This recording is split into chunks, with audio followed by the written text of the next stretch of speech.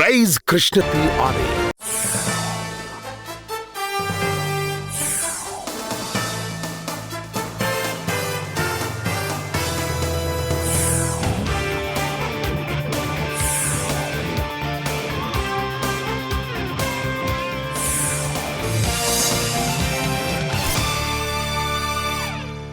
నమస్కారం. డి న్యూస్కు స్వాగతం. నేను మీ శ్రీనివాస్. డి న్యూస్లో ముఖ్యాంశాలు. పశ్చిమ బెంగాల్లో స్కూల్ బస్సును ఢీకొట్టిన రైలు, 2 విద్యార్థులతో సహా మరో వ్యక్తి మృతి. ఒంగోలు సర్వజన ఆసుపత్రిలో కోవిడ్ ఐసోలేషన్ వార్డు ఏర్పాటు. కరోనా పరిస్థితిని ఎదుర్కొనేందుకు సిద్ధంగా ఉన్నామన్న సూపరింటెండెంట్ డాక్టర్ మాణిక్యరావు.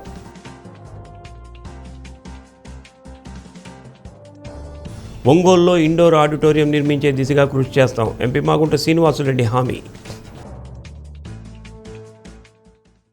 పశ్చిమ బెంగాల్లో ఘోర ప్రమాదం చోటు చేసుకుంది. ముషీరాబాద్లోని కర్ణ సువర్ణ రైల్వే క్రాసింగ్ వద్ద పాఠశాల వ్యాన్ను ప్యాసింజర్ రైలు ఢీకొట్టింది.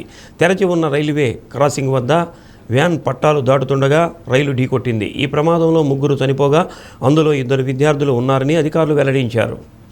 పట్టాలపై వ్యాన్ నుజ్జునుజ్జైన దృశ్యాలు వైరల్ అవుతున్నాయి. క్షతగాతులను సమీప ఆసుపత్రికి తరలించారు. వీరిలో పలువురి పరిస్థితి విషమంగా ఉన్నట్లు సమాచారం. ప్రమాదానికి గల కారణాలపై దర్యాప్తు చేసేందుకు 10 మంది సభ్యుల బృందం ఘటనా స్థలానికి వెళ్లిందని తూర్పు రైల్వే అధికారులు వెల్లడించారు. ప్రమాద సమయంలో లెవెల్ క్రాసింగ్ గేట్ తెరిచి ఉండటంతో విధుల్లో నిర్లక్ష్యంగా ఉన్న గేట్ మ్యాన్, సూపర్వైజర్ను సస్పెండ్ చేశారు.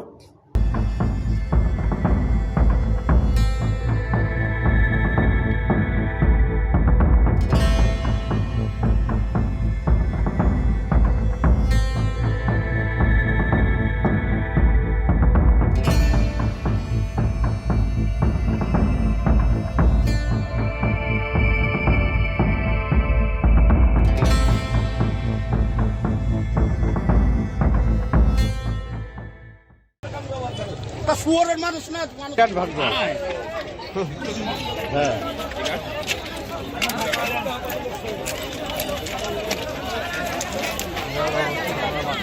बात तो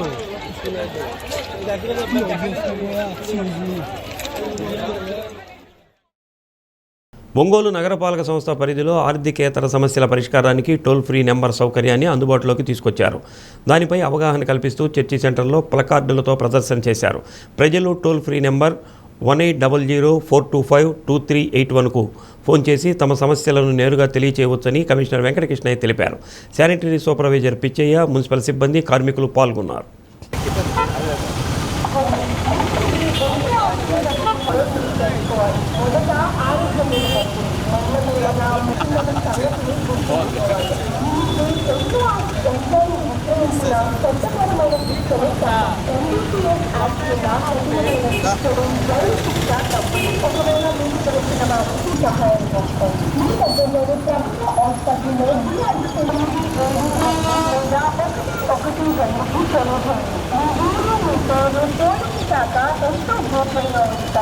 కార్పొరేషన్లో టోల్ ఫ్రీ నెంబర్ పెట్టాము. ఇప్పుడు ఈ నెంబర్ మీకు చెప్పడం జరిగింది.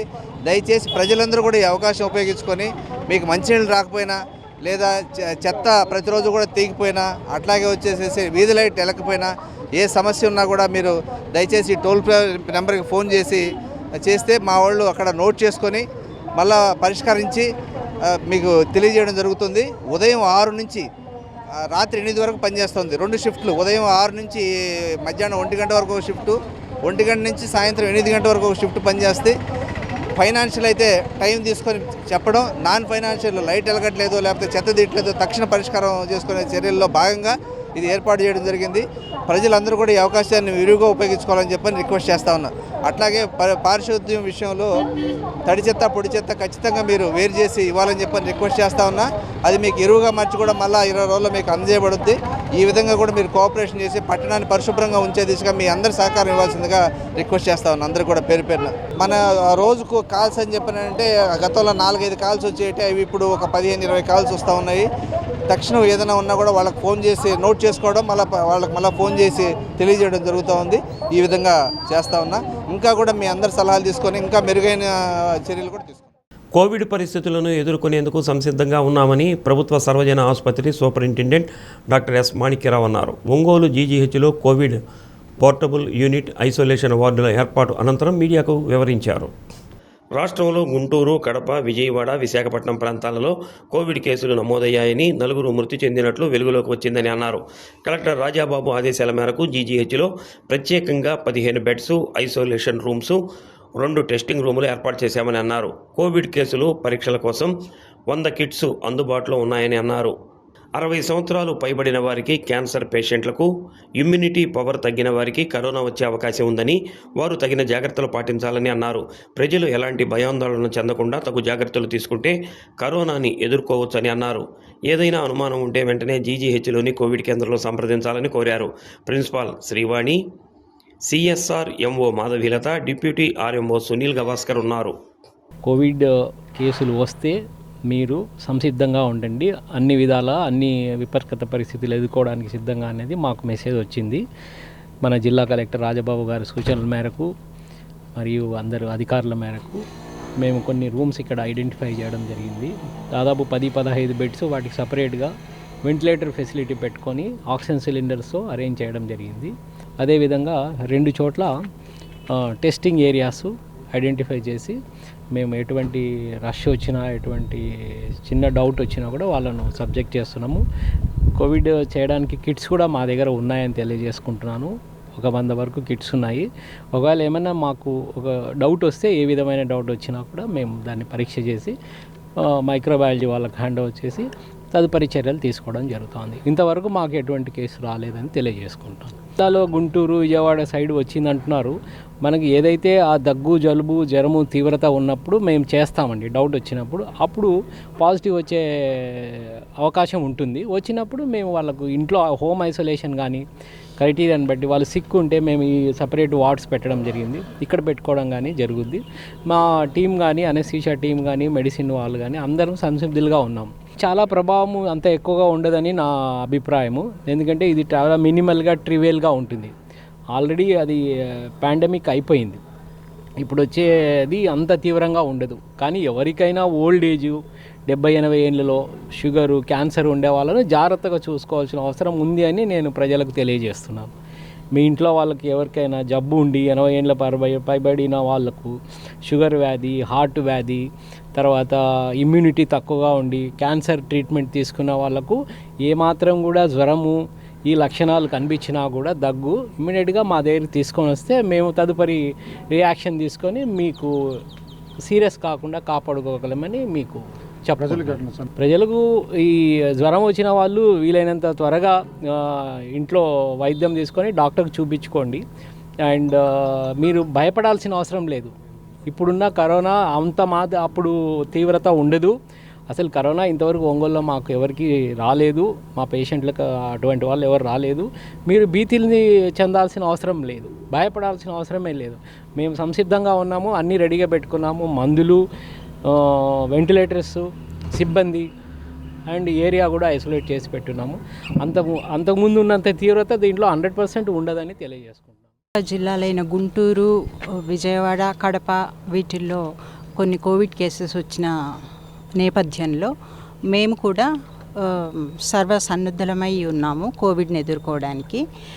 బట్ ప్రజలు భయపడాల్సిన అవసరం లేదు.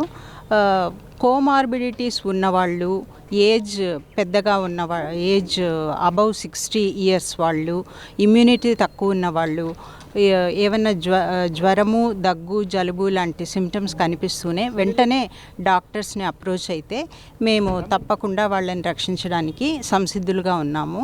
Covid isolation wards, Covid testing areas 2 ఉన్నాయి. మా దగ్గర కిట్స్ కూడా ఉన్నాయి.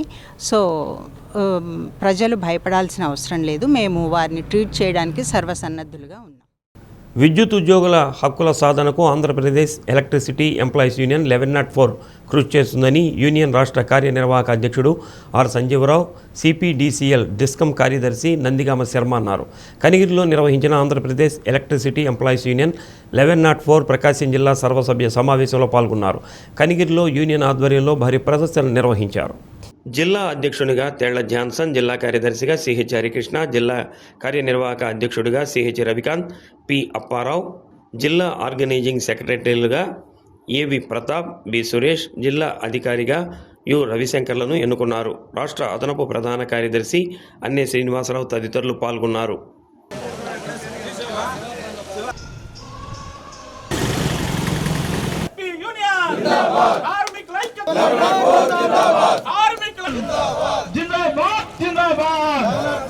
ఏపీ యూనియన్ కార్మికుల ఐక్యత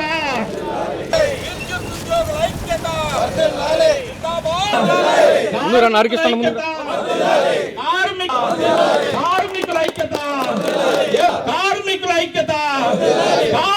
ఐక్యత ఓం ధ్రువంతే రాజా వరుణో ధ్రువంతే బృహస్పతిః ధ్రువంతింద్రశ్చాగ్నిశ్చ రాష్ట్రం ధారయతాం ఓం సహస్రశీర్షా పురుషః సహస్యేషానః యదన్నేనాదిరోహతే వేదామానస్య మహిమ అదో ఛాయా పుష్య పురుషః.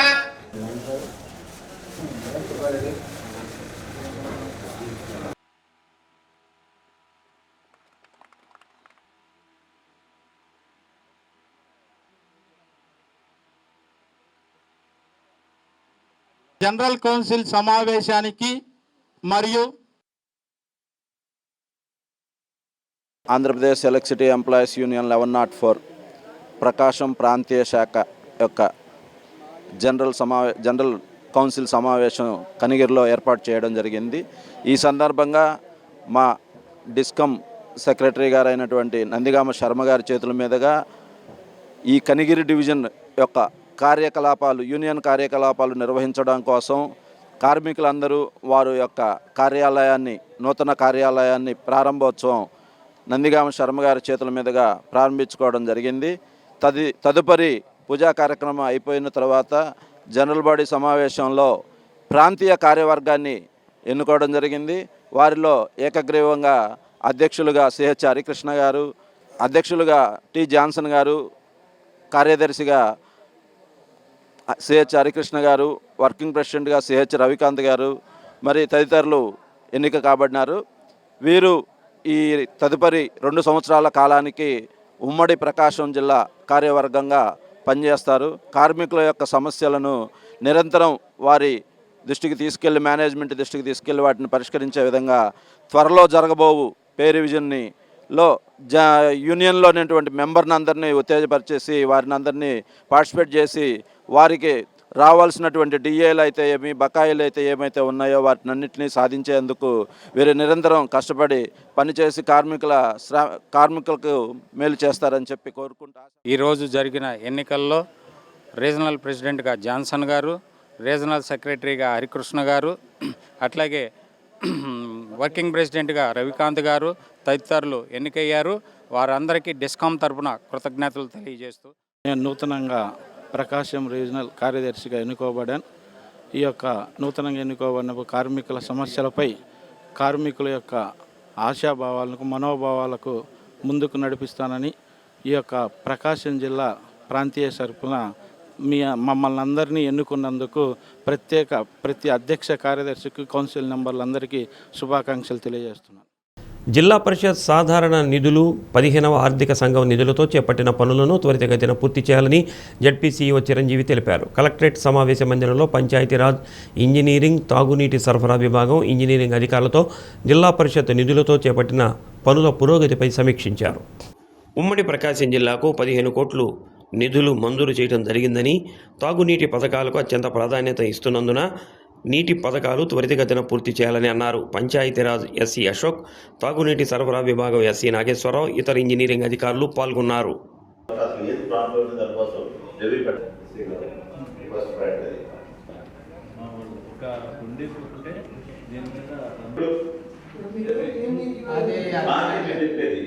నమస్కారం అండి. ఈరోజు మన పంచాయతీరాజ్ మరియు ఆర్డబ్ల్యూఎస్ డిపార్ట్మెంట్కి సంబంధించి జిల్లా పరిషత్తు జనరల్ ఫండ్ అయితే కావచ్చు, 15th ఫైనాన్స్ అయితే కావచ్చు, మా ఫండ్స్ జరుగుతున్న వివిధ వర్కుల్ని మంజూరు చేయడం జరిగింది. ఈ మంజూరైన వర్క్స్కి సంబంధించి ఈ స్టేటస్ రిపోర్ట్ కోసం అందరితో అదేవిధంగా ఏ అయితే మంజూరు చేస్తున్నారో జిల్లా పరిషత్ జనరల్ బాడీ నుంచి ఈ వర్క్స్ అన్నిటి కూడా ప్రతి వర్క్ కూడా వర్క్ వైజ్ కూడా రివ్యూ పెట్టేదాని కోసం ఇప్పుడు అందరిని కూడా మన పిఆర్ అండ్ ఆర్డబ్ల్యూఎస్ఎస్సి, ఈఈస్, డిఈస్ అందరూ కూడా రావడం జరిగింది. ఇక్కడ ఏంటంటే ఆల్రెడీ ఇచ్చిన వర్క్స్ అన్నిటి కూడా ఏ అయితే మన ప్రోగ్రెస్లో ఉన్నాయో అవి కంప్లీట్ చేసే దానికోసం చర్యలు చేపట్టేదానికోసం మనం అన్నీ కూడా ప్రతి వర్క్ వైజ్ ఇప్పుడు రివ్యూ చేయడం జరుగుతుంది. రాష్ట్రపతి ఆదేశాలు 2025కు అనుగుణంగా పాత జిల్లాల కలెక్టర్లతో మాట్లాడి సిబ్బంది సీనియారిటీ విషయంలో తగిన చర్యలు తీసుకుంటామని బాపట్ల కలెక్టర్ వినోద్ కుమార్ తెలిపారు. అమరావతి నుంచి సాధారణ పరిపాలనా ప్రత్యేక ప్రధాన కార్యదర్శి రావత్ CCLA జయలక్ష్మి నిర్వహించిన వీసీలో కలెక్టర్ మాట్లాడారు. జిల్లాలో పట్టాదారు పాస్ పుస్తకాల పంపిణీ, ఈకేవైసీల నిర్దేశిత లక్ష్యాలు పూర్తి చేస్తామని అన్నారు. ప్రభుత్వ ఉత్తర్వుల మేరకు పాత కొత్త జిల్లాలకు సిబ్బంది కేటాయింపులో మార్గదర్శకాలు అనుసరిస్తామని చెప్పారు. డిఆర్ఓ గంగాధర్ గౌడ్, పరిపాలనాధికారి మల్లికార్జునరావు తదితరులు పాల్గొన్నారు.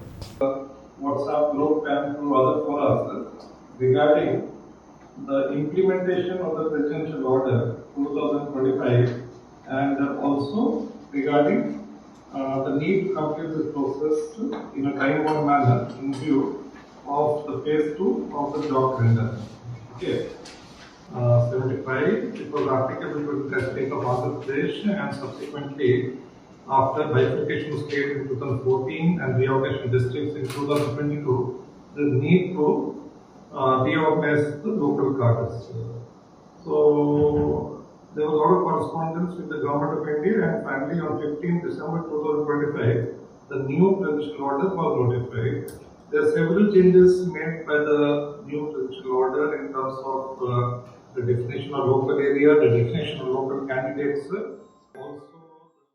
పొగాకు రైతులకు గిట్టుబాటు ధర కల్పించి ఆదుకోవాలని కోరుతూ వైసీపీ జిల్లా శాఖ ఆధ్వర్యంలో కలెక్టరేట్ వద్ద రైతు దీక్ష చేపట్టారు. చర్చి సెంటర్లో వైఎస్ రాజశేఖర రెడ్డి విగ్రహానికి జిల్లా అధ్యక్షుడు బూచేపల్లి శివప్రసాద్ రెడ్డి, జడ్పీ చైర్పర్సన్ బూచేపల్లి వెంకయ్యమ్మ, మాజీ మంత్రి మేరుగ నాగార్జున, మాజీ ఎమ్మెల్యేలు కసుకుర్తి ఆదెన్న, నాగార్జున రెడ్డి, ఒంగోలు నియోజకవర్గ ఇన్ఛార్జ్ చుండూరు రవిబాబు, నాయకులు బత్తుల బ్రహ్మానందరెడ్డి, రైతు విభాగం జిల్లా అధ్యక్షుడు మారెళ్ల బంగారుబాబు, జిల్లా మహిళా అధ్యక్షురాలు దుంపా రమాదేవి పూలమాలలు వేసి నివాళులర్పించారు. దీక్షలో పాల్గొన్న వారికి బూచేపల్లి శివప్రసాద్ రెడ్డి దండలు వేసి శిబిరాన్ని ప్రారంభించారు.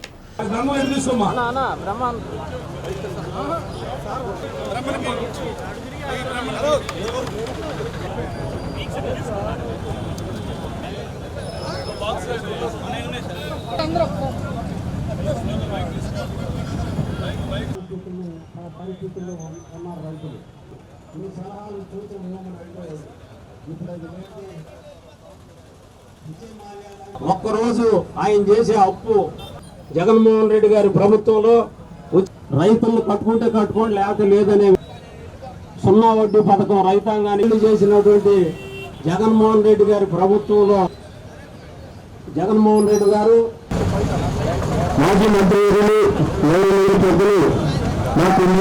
కల్పించాలి పొగాకు రైతులకు గిట్టుబాటు ధరను, కల్పించాలి పొగాకు రైతులకు గిట్టుబాటు ధరను, కల్పించాలి పొగాకు రైతులకు గిట్టుబాటు ధరను.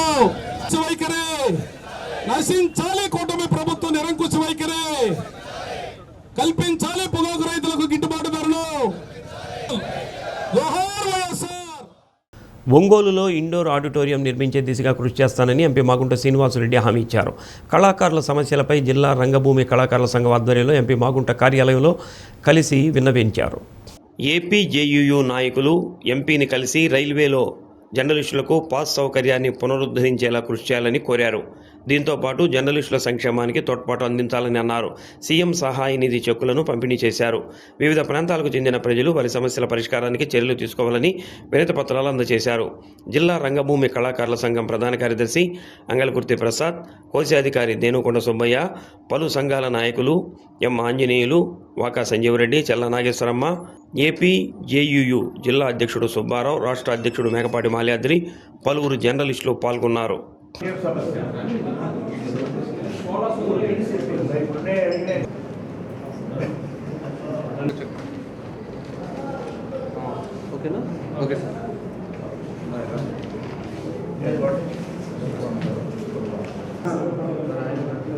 సగం వరకే ఉంది సార్ ట్రైనింగ్, సగం దాన్ని లింక్ చేస్తే చాలు సార్.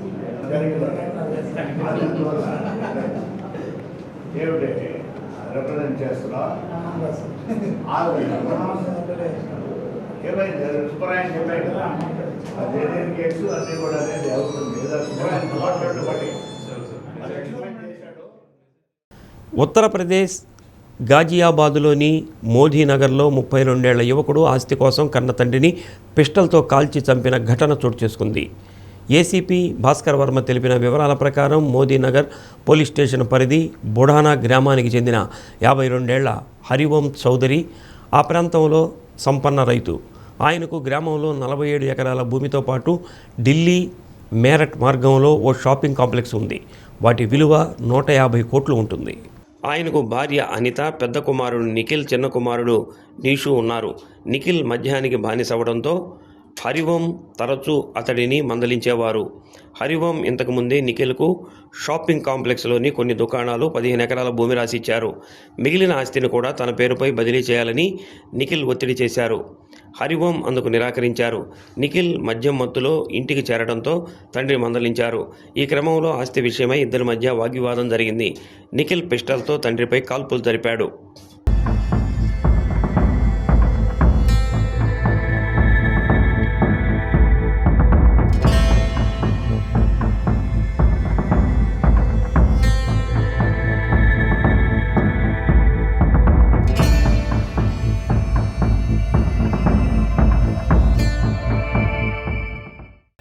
మార్కాపురం జిల్లా ఎర్రగొండపాలెం జాతీయ రహదారిపై ఇద్దరు పాదచారులను ద్విచక్ర వాహనం ఢీకొట్టడంతో తీవ్ర గాయాలయ్యాయి. హైవే అంబులెన్స్లో ఎర్రగొండపాలెం ప్రభుత్వ ఆసుపత్రికి తరలించారు. ఒకరికి కాలు విరిగిపోవడంతో మరో వ్యక్తికి తలకు తీవ్ర గాయాలయ్యాయి. అధిక వేగం, నిర్లక్ష్యంగా డ్రైవింగ్ కారణంగానే ఈ ప్రమాదం జరిగి ఉండొచ్చని భావిస్తున్నారు. పోలీసులు కేసు నమోదు చేసి దర్యాప్తు చేస్తున్నారు.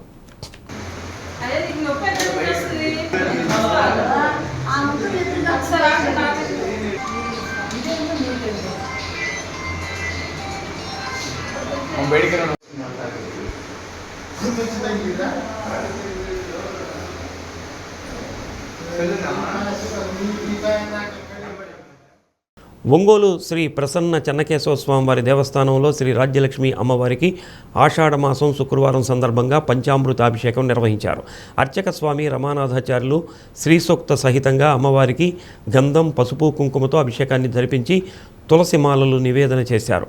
ఆషాఢమాసంలో లక్ష్మీ అమ్మవారి దర్శనం, పూజ, అభిషేకం పరమ పవిత్రమైందని అన్నారు. మహిళలు పూజా కార్యక్రమంలో పాల్గొన్నారు.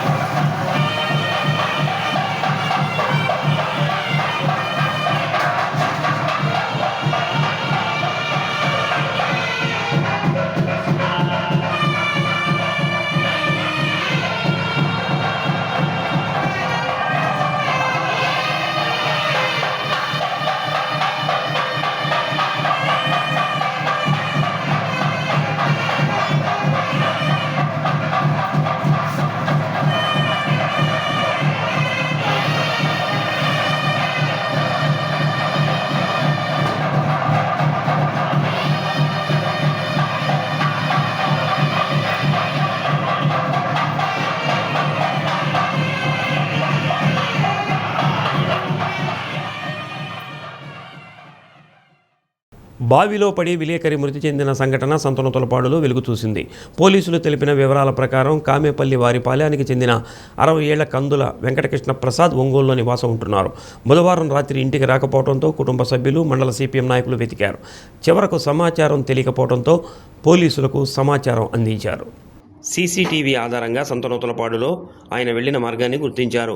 గురువారం ఉదయం స్థానిక శివాలయం పక్కనున్న బావిలో నీటిని బయటకు పంపి పరిశీలించగా అందులో అతని మృతదేహం ఉంది.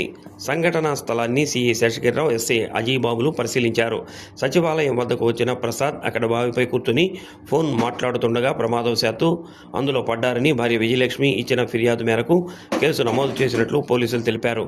ప్రసాద్కు 2 కుమార్తెలు కాగా ఒకరి వివాహమైంది. అతని మృతి పట్ల సిపిఎం జిల్లా కార్యదర్శి షేక్ మహబూబ్, నాయకులు నెరుసుల వెంకటేశ్వర్లు, బంకా సుబ్బారావు, ఎన్ మాలతి, అబ్బూరి వెంకటేశ్వర్లు, అన్ను సుబ్బారావు, కోదాటి కోటేశ్వరరావు, ప్రజాశక్తి జిల్లా బ్రాంచ్ మేనేజర్ ఎంఎల్వి ప్రసాద్, ప్రజాశక్తి జిల్లా బ్యూరో ఎస్వి బ్రహ్మం, టీడీపీ నాయకులు చిట్టెంశెట్టి శ్రీనివాసరావు, శ్రీకాకుళి శ్రీనివాసరావు, గుంటూరి శేషారావు, టి ఏడుకొండలు, బి శ్రీనివాసరావు, ఎం రమేష్, ఇస్తర్ల శ్రీనివాసరావు తదితరులు సంతాపం తెలిపారు. ఒంగోలు చెన్నకేశవ స్వామివారి దేవస్థానంలో ఉపాలయంగా వెలుగొందుతున్న శ్రీ వెంకటేశ్వర స్వామివారి దేవస్థానంలో స్వామివారికి స్నపన తిరుమంజన కార్యక్రమం అర్చక స్వామి శ్రీధరాచార్యులు జరిపించారు. పాలు, పెరుగు, సుగంధం ద్రవ్యాలతో పంచామృతాభిషేకం నిర్వహించారు. గోవిందనామ స్మరణతో ఆలయ ప్రాంగణం మారుమోగింది.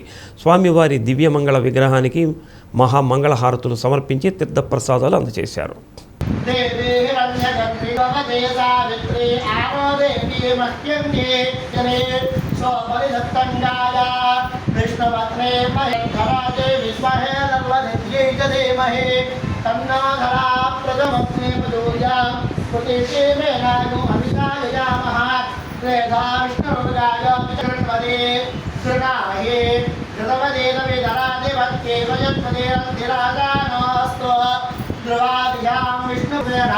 सहदातः मंजुरिंद्रो मंजुदेवासदेवो मंजुर्होता वरुणो जातवेदाः नमो अभिवादिशाः विश्वजनयनिस्तो निस्सहावानस्तान् स्पोजा कृतनाशुदेः भगतन्न बबरे गोस्विदमकृत्वादविजस्य पुण्यनामसूरे गोविंदा गोविंदा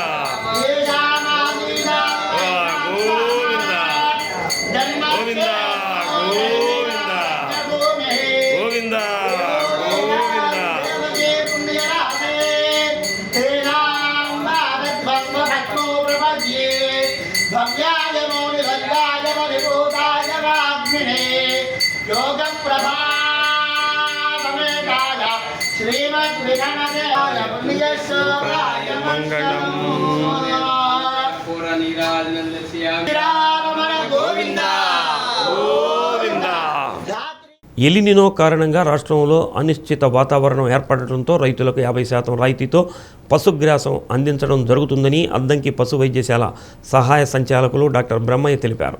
పశు పోషకులు ఈ అవకాశాన్ని సద్వినియోగం చేసుకోవాలని కోరారు.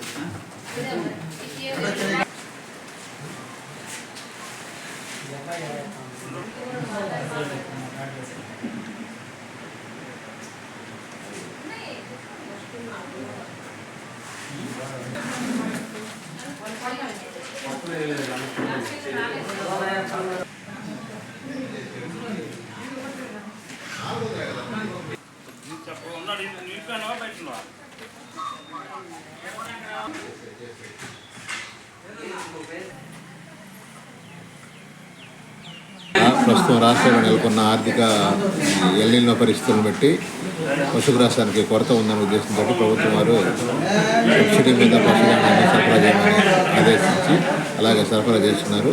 మన అద్దంకి అర్పణ కోసమని 7 టన్నులు పశుదానాన్ని సరఫరా చేయడం జరిగింది. దీనిని 50% సబ్సిడీ మీద రైతులందరికీ ఈరోజు అందించడం జరుగుతుంది. ఈ పశువుల దానా వల్ల కలుసుబాటు ఉండటమే కాకుండా బాగా పాలు శాతము అధికంగా పెరిగి వెన్న శాతం పెరగడానికి ఒక అవకాశం ఉంది. కాబట్టి రైతులు జాగ్రత్తగా ఇచ్చే పాలను బట్టి ఈ పశుదానాన్ని రాత్రి కూడా నానేసి తెల్లారి దానాలో కల్పించుకున్నట్లయితే మంచి ఫలితాలు వస్తాయని తెలియజేస్తున్నారు. సంతమాగులూరు మండలం పాతమాగులూరు గ్రామంలో వివాహేతర సంబంధం ఒక వ్యక్తి హత్యకు దారితీసింది. గ్రామానికి చెందిన వితంతువు చెల్లా వెంకటేశ్వరమ్మకు మృతుడు పిచ్చిరెడ్డి కొన్నేళ్లుగా సన్నిహిత సంబంధాలు కొనసాగుతున్నట్లు గ్రామస్తులు చెబుతున్నారు. చెన్నైలో ఇంజనీరింగ్ చదువుతున్న వెంకటేశ్వరమ్మ కుమారుడు విష్ణు చెన్నై నుంచి ఇంటికి రాగా తల్లితో పిచ్చిరెడ్డి సన్నిహితంగా ఉండటం చూసి ఆగ్రహం చెంది పదునైన ఆయుధంతో పిచ్చిరెడ్డిపై దాడి చేశారు. ప్రాణభయంతో పరిగెత్తుతున్న పిచ్చిరెడ్డిని వెంటాడి మరీ విష్ణు బలంగా కొట్టడంతో మృతి చెందాడు. అనంతరం అద్దంకి పోలీసుల ముందు నిందితుడు విష్ణు లొంగిపోయాడు.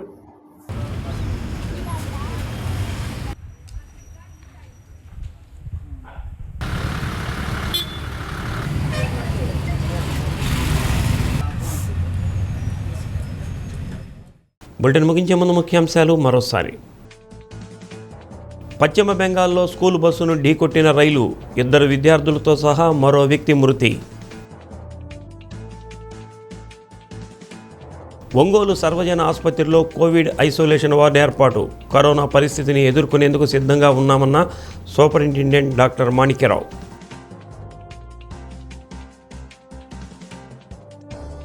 ఒంగోలులో ఇండోర్ ఆడిటోరియం నిర్మించే దిశగా కృషి చేస్తాం, ఎంపీ మాగుంట శ్రీనివాసురెడ్డి హామీ.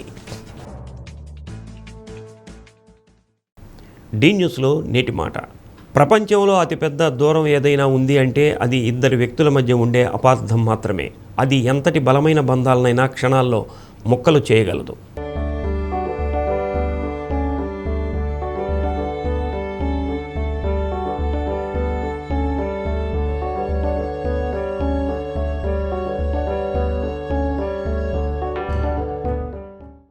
డి న్యూస్ ఇంతటితో సమాప్తం. నమస్కారం.